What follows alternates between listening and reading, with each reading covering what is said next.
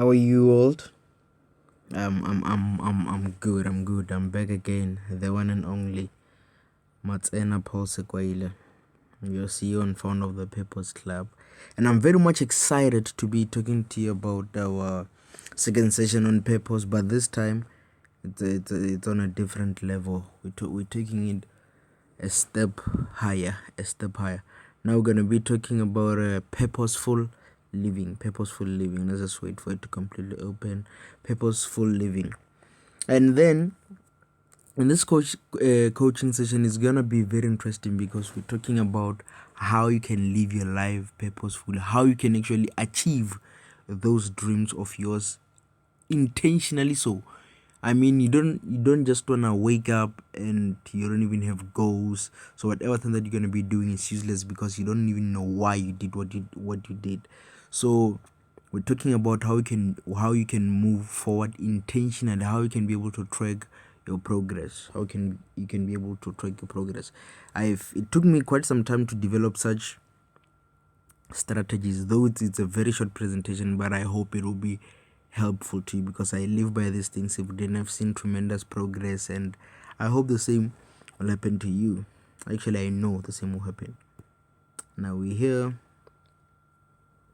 Now let's see. What is your vision in life, or what do you really want? I mean, this is very much important because you've got to know what you want. You have to know, what do I really want as a person? What do I want? You've got to define that. Put it down on paper. If you don't know what you want now, you've got to go into a place of isolation, think, and locate it. Think of what you want and why you want that thing. Actually, this is my number 2 here. Why do you want what you want? Why do I want what I want? You've got to find that reason, because anything that you do that is without reason might be false or might not even be connected to your purpose. Why do you want what you want? If you're saying I want to change lives, why do you want to change lives? Once you locate that reason, you might have even have found your purpose. So you've got to know what you want and then know why you want what you want. And then this is the third one is very much interesting. Am I ready for what I want? I asked myself this question like a few times, and the first time I asked myself this question, I was like, no, Paul, you're not ready. I was very true to myself. I was like, you are not ready for what you want. You're saying you want to be a millionaire, but are you ready for millions? Then I had to say, you know what, I'm going to work on myself. I'm going to improve on myself. I'm going to develop a millionaire mentality. I'm going to develop a millionaire mindset. So I worked on myself, found mentors, people who were mentoring me, helping me in this life. And then up until I got to a point, I was like, you know what, now I'm ready for what I want. But note, me saying I was not ready for what I want, or for what I wanted, did not stop me from working on myself. Just because I said I was not ready for what I wanted, I worked on myself. I read books, attended seminars, attended church services, spoke to relevant people. So I kept on working on myself just so I could get to where I am today. So whether or not you're ready, you've got to keep on working on yourself. And if you're saying you're ready, why are you saying you're ready? If you're saying you're not ready, why are you saying you're not ready? So you've got to be able to have such answers. And then the fourth one is, do I have what it takes to get what I want? Now this is where you're gonna be able to identify your skills, your talents, your abilities. Do I have what it takes? And we're also talking about character here. Are you a quitter? Are you a person who loves complaining? Can you finish strong? Can you start? Can you face your fears head on? Because if you're going to be living intentionally, you've got to be a person who's prepared to face their fears head on. So if you're going to be saying, I'm into public speaking, you've got to be able to face that fear of public speaking. You've got to confront it head on to say, look, I'm going to do this whether or not I feel like it. I'm going to prepare day and night. I'm going to be working on this because tomorrow I have a presentation. Whether I like it or not, I'm going to do this thing. And you've got to be willing to put in the work. You've got to be willing to put in the hours, late nights, early mornings, all those things. You've got to be willing to do what other people are not willing to do. That's what will differentiate you from them. The law of cause and effect says if you do what a successful person does, you get what a successful person gets. If you do what a poor person does, you'll get what a poor person gets. Simple as that. So if you're going to be a different person, you've got to do what different people do.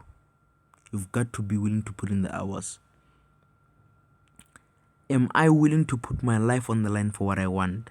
Is there anything that can cause me to quit? Now listen, this is number 5. Martin Luther King said, until a man finds something that he's willing to die for, that man is not fit to live. And I found that quote very, very much inspiring to say, if you don't have an idea that you're willing to die for, then you are not fit to live.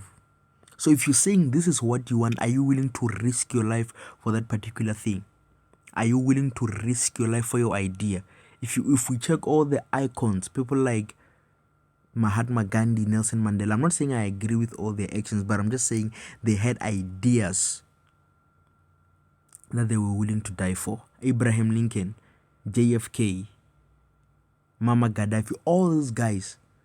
And I repeat, I'm not saying I agree with all their actions, but they were willing to die for their ideas, for what they wanted. So if there's something that can cause you to refrain from what you want, then you've got to reconsider and ask yourself again, is this what I really want? And then the last one, what adjustments do I need to make to get what I want? So what adjustments do I have to make? Do I need to cut my old friends? Do I need to put in more hours? Do I need to cut my sleeping time? All those things. What adjustments do you need to make? For some of you, it might be alcohol. For some of you, it might be weed. For some of you, it might be your playing time, your leisure time, all those things. What adjustments do you need to make in order for you to get what you want? I hope you guys are enjoying this presentation, and I hope you guys find it very, very much informative. Let's go to part 2. Yeah, here we are. We're gonna be talking about actually, I didn't realize that I didn't finish this presentation, but I'm gonna prepare more slides for you because, like I said, I don't want this to be a long one. So I'm gonna prepare more slides for you, and then we take it second step higher. Now, if we're going to be talking about living your purpose or living intentionally, you have to be honest with yourself. You have to be honest with yourself. Denial is the number one enemy of progress. Denial of truth, to be precise. If you deny the truth, you will never ever progress in life. So these 4 questions, they require you obviously to be honest with yourself, because they deal with you, not the next person. So when you answer these questions, you've got to be honest with yourself. So question number 1, who is in my life? You've got to ask yourself this question. Who's in your life? Is that person relevant in your life, and how? So you're going to say, who is in my life? Then you're going to write this. I have my mom, I have my dad, I have my sister, I have my brother, I have my uncle, I have my friend, I have all those people. You write them down. Now we're gonna start. My mom, how is she relevant? To write it down. If you do this exercise faithfully and with all honesty, you'll realize that there are some people who are completely irrelevant in your life. You're not impacting them, they're not impacting you. So your relationship with them is just a waste of time. So there are some friends that I had to cut off, because when I did this exercise, I was like, no, this person serves zero purpose in my life, and I also serve zero purpose in their life. So why should we continue being friends? We're wasting each other's time.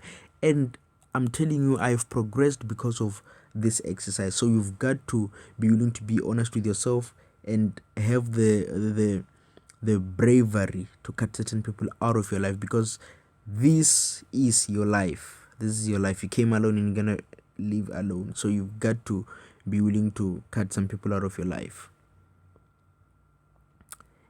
in what area of my life are they adding value? I've spoken about this. So you've got to say, okay, this is my mom. In what area of my life is she adding value? Then you're gonna say, my mom is my advisor, my mom is my friend, my mom is my pillar, all those things. My friend is my advisor, my friend is my friend because he or she does this. You've got to be willing to do all these things. You've got to be willing to pinpoint each and every single detail. Like, don't forget that we said this is the title of this session is called intentional living. So you've got to be intentional about everything. So how does this person help me in my life, or how am I useful to this person's life? Don't forget that it's not about, sometimes it's not about what the person is adding to you, but it can be what you adding to them. So sometimes if they're adding nothing to you, you've got to ask yourself, what am I adding to them? Then if it's zero on both sides, then you can cut the relationship. Am I adding value to their lives? I've obviously just titled this one. So yeah, thank you very much for watching, and share this video. Subscribe on our YouTube channel. Just hit the subscribe button below, and then you continue hearing more from the Purpose Lab. Peace out.